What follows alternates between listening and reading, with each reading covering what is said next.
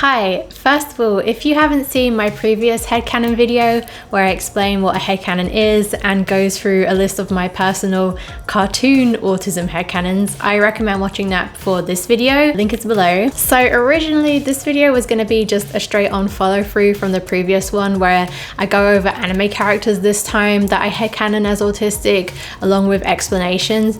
But I realized as I was trying to write that script that it just seemed kind of repetitive, like I was saying the exact same things just for different characters. And then I actually realized something else. So I'm going to go with a new angle slightly for this video.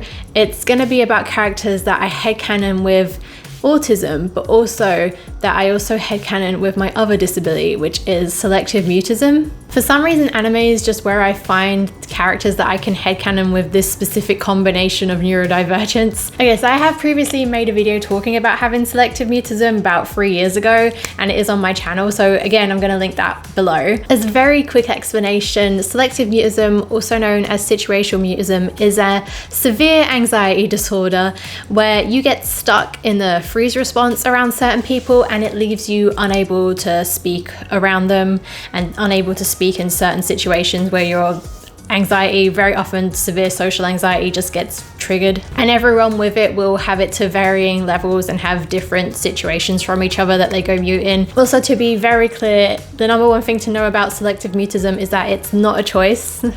And the other thing to know, because this is kind of a misconception I see around, is that it's not the same thing as being non-verbal, non-speaking, or semi-verbal like some autistic people are. It's its own separate anxiety disorder, but a lot of autistic people do have it along with autism, like myself. So yeah, when I do relate to certain characters, I do sometimes just end up headcanoning them with both. The best example I can think of a canon character that actually does have selective mutism is Komi Shoko from Komi Can't Communicate, and that is an anime, and I did actually do kind of a review about that on this channel a while ago now too, so I guess I'll also link that below as well. God, I've already plugged 3 videos. Anyway, after that long enough intro, let's get on with these 2 headcanons I have. Cure Custard, aka Arisugawa Himari from the anime Kira Kira Precure a la mode. This headcanon is not supported quite as much by the canon material, though it is obvious that Himari does have social anxiety. I still like to headcanon her as also having selective mutism, and like I've said before, you don't have to have loads of supporting evidence to headcanon something, but I do find it fun to reason headcanons out. Anyway, Himari is a sweet girl who's obsessed with sweets, to the extent that I headcanon her as being autistic, with sweets being her special interest. She states herself that she loves sweets and cakes because they are a science with precise measurements that will turn out right when followed correctly, unlike friendships and people which are not measurable or understandable. She's also very anxious. On her introduction, her classmates remark that she's always alone, and we can see she is quiet and stutters a lot. However, she can be brought out of this anxious state without realizing if encouraged to info dump about sweets, as she's so passionate about them. What's sad though is that ironically, this also feeds into her anxiety overall because her info dumping has caused people in the past to reject her. It most affected her as a young child, not realizing she was boring her classmates until one snapped at her, causing her to forever clam up and struggle to speak. Thus my selective mutism headcanon for her. It's also a very common experience for certain autistic people to get forced into masking and hide parts of ourselves. Himari does eventually gain the courage throughout the show to start sharing with people her passion about sweets again, with classmates remarking near the end of the show that she seems much more confident. But I also like that her friends tell her that while it's okay she wants to change from being timid, it's also okay for her to be herself, whether that is being anxious or info dumping confidently, which is also true. People are complicated, and again, this contradictory nature of being is also pretty relatable from a selective mutism perspective. This show is really heartwarming, as expected of Precure, a show targeted at young kids. It's also great to see an anxious character like Himari get in on some magical girl fighting action amongst all this. Okay, here's my favorite character and one of my faves of all time. Like, he's the only character I've ever cosplayed.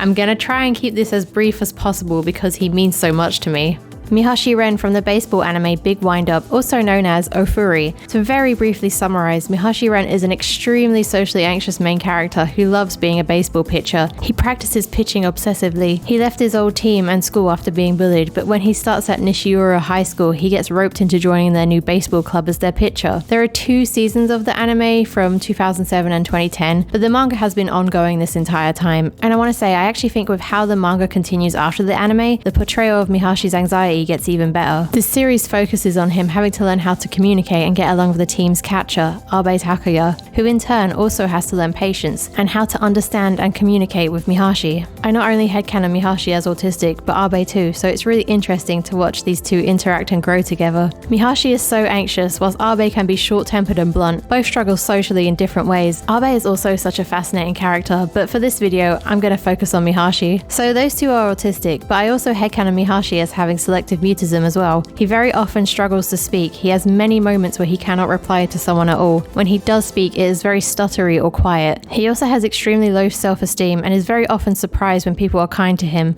He also often berates himself internally. As is common in selective mutism, when Mihashi is not anxious or is around people he feels safe around, like his parents, he changes into someone who can be very loud, talkative, and even lack volume control. What I like about Oofuri is that again, the anxiety Mihashi deals with isn't seen as a cute, quirky thing. It's treated seriously and it's shown to be quite disruptive to his life. There's a whole scene in the manga where he struggles to tell new people he meets his name, and they end up calling him the wrong name the entire day until Abe corrects them. Situations like this have others, and especially Abe, get very frustrated with Mihashi and his inability to tell them things out of fear, which ironically reinforces Mihashi's anxiety. This is a common occurrence in real life. People get frustrated and they think they can force someone to talk or be less anxious with some tough love. Later in the manga, when Mihashi is struggling to address Abe by his given name, Abe tries to use bribes or punishment in an effort to make him say it. This is the worst thing you can do to help someone struggling to communicate. It will make them even more afraid. I'm glad Mihashi's best friend Tajima was there to tell Abe that this method is ineffective and is actually bullying. A lot of people don't realize how harmful this is. There have been treatments where children with selective mutism have had their favorite toys or food taken away until they speak, which is pretty traumatizing. Earlier in the series, their other teammate, Hanai, thinks to himself that he would have bullied Mihashi had he known him at a younger age, and is glad to have only just met him now. And their interactions are often very awkward and full of misunderstandings. But it's not only Abe and Hanai. We see that other more chill teammates have moments where they too get frustrated with Mihashi. It's not fair, but it's realistic. A lot of people just don't understand severe anxiety, and I appreciate Oofuri showing this, even if it hurts. Also because it shows how bullying can stem from this, and it's not justified, but it does happen. Like Mihashi was even physically threatened by an ex-teammate earlier in the series too. I like that the series goes out of its way to show how damaging this is, how yelling at or getting angry at Mihashi is so detrimental and does not help him. Also worth mentioning that no matter how much someone's anxiety may frustrate you, it's really always more distressing and a much bigger inconvenience for the person actually experiencing it. There needs to be compassion, patience, and understanding. What I also like is that Mihashi himself is also not seen as one-dimensional. He is not just an anxious small being. He can be obnoxious, stubborn, inconsiderate. He gets mad at his cousin. Plus, as is realistic, his anxiety itself is not even simple. It can be incredibly complicated and make him act totally contradictory. And once again, very relatable from a selective mutism perspective too, and people can get very confused by this. Like Mihashi has extreme social anxiety, but he's still able to play baseball in front of huge crowds and shouts across the field to his teammates. From personal experience, I headcanon that the rush he gets from participating in his special interest overpowers his anxiety to some degree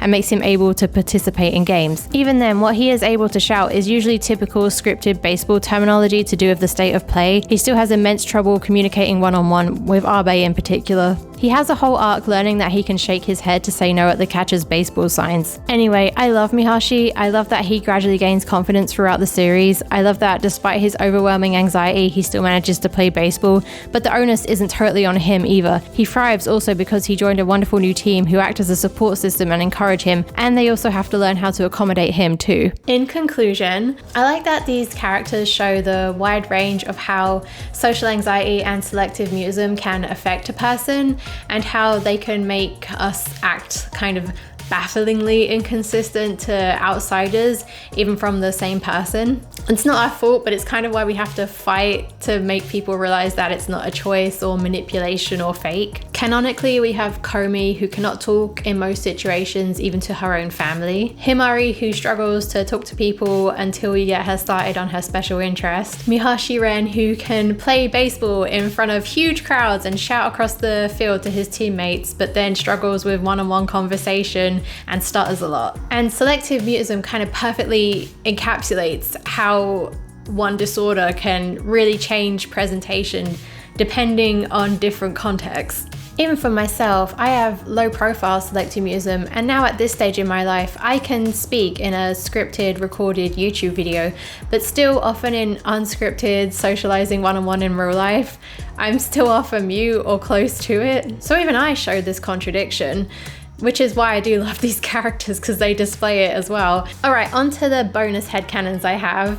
Okay, so 2 characters I also headcanon as having selective mutism that aren't from anime, but I really should mention them in this video. They're from video games, is Trainer Ed from Pokemon and obviously Link from Legend of Zelda. I think those are some of the most common selective mutism headcanons in fandom. And as an extra bonus, I'm gonna mention my headcanon for anime characters that I headcanon as being autistic but don't headcanon as also having selective mutism. Okay, so Gohan from Dragon Ball, Edward and Alphonse Elric from Full Metal Alchemist, Elle from Death Note, Koshiro/Izzy from Digimon Adventure, Cure Milky from Star Twinkle Precure, and also Cure Star from Star Twinkle Precure.